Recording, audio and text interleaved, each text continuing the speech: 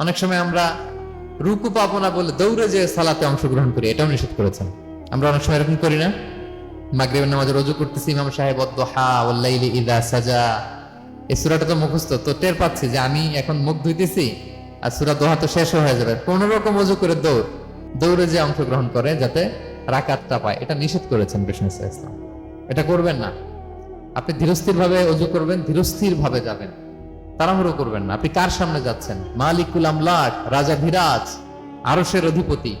আপনি তাড়াহুড়ো করে গেলে তো আপনি হাঁপাতে হাঁপাতে অস্থির হয়ে যাবেন, ব্রেথ ইন ব্রেথ আউট করতে করতে। ধীরস্থির ভাবে যাবেন, অংশগ্রহণ করবেন। রাসূল সাল্লাল্লাহু আলাইহি ওয়াসাল্লাম বলেন, ইদা উকিমাতিস সালাতু ফালা তা'তুহা তাসআউন, নামাজ শুরু হয়ে গেলে দৌড়ে দৌড়ে যে অংশগ্রহণ করবে না। আলাইকুম বিসাকিনা, ধীরস্থির ভাবে যে অংশগ্রহণ করবে। ফামা আদরাকতুম ফাসাল্লু, ধীরস্থির ভাবে যে যতটুকু পাও অতটুকুই পড়ো। ওমা ফাতাকুম ফাআতিমু, যেটা ছুটে যায় নিজে পরে দাঁড়িয়ে আদায় করে নাও। সুবহানাল্লাহি ওয়া বিহামদিহি। কত সহজ করে দিয়েছেন।